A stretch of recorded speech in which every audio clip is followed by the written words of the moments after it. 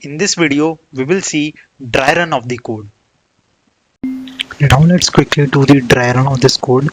So I have one pointer j that will start from 0. So let's take one string and we will take the same string that we discussed in the example, d a b and a c d e d, right? And what was the answer here of this string? That was 5. What will be the string? That will be B A C D E, right? This is the longest substring without repeating any characters. Okay, now let me put the indexes 0 1 2 3 4 5 6 7. These are my indexes, and we will take one j pointer. So let me define my j pointer here, and we have an object. So this is my object with key value here. And what I will do, I will start from 0. So this is my I will start from 0. And is it already defined d? No, it is not defined, so I won't come under this if condition. Remember, I will come under this if condition when the element is already defined. Not equals to undefined means already defined, so then I will come in here. So I will check is object of, so what I will do, I will define it. So I will define d with an index of 0. Okay, and what will be the size? I minus j plus 1. Size I minus j plus 1, that will be 0 minus 0 plus 1, that will be 1. I will move my I pointer. Again, is A is defined already? No, it is not defined. So I will define with 1.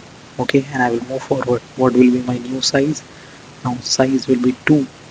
Okay, now is B is defined already? No, I will define it with the index value and I will move. What will be my new size? That will be 3 DAB. Okay, now I will check is A is defined. Yes, A is already defined.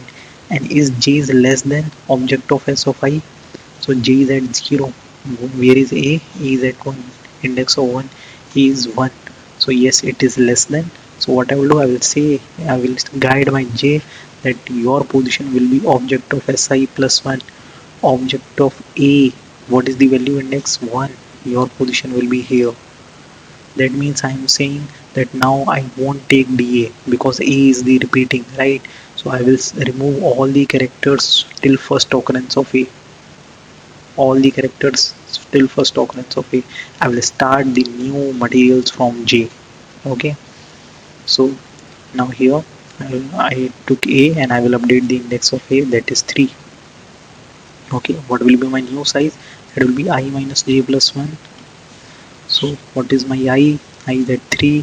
What is my J? J is at 2. 3 minus 2 plus 1, that will be 2. And yes, the new string is BA. I will move again. C is defined. No, it is not defined. I will define with the 4. Okay, what will be my new size? Size will be 3 now. Again, is D is defined? No, it is not defined. Yes, D is defined. Okay, D is defined. D is 0. So what I will do?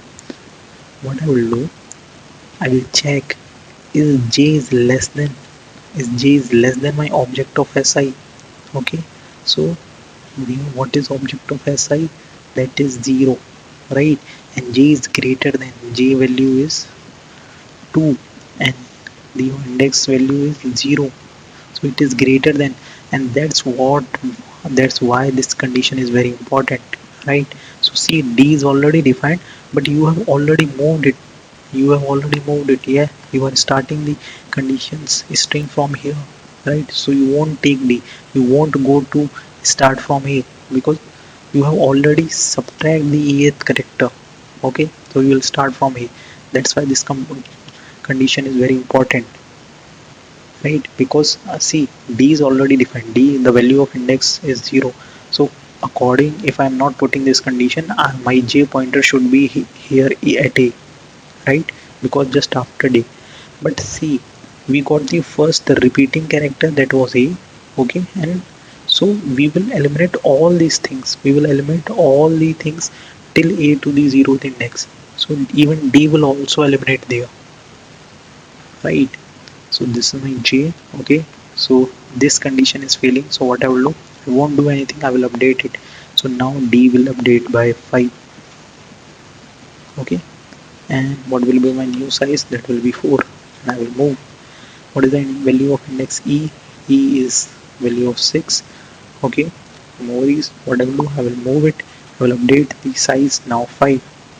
Now again I am getting d. Now again I am getting d. Is d is defined? Yes, d is defined.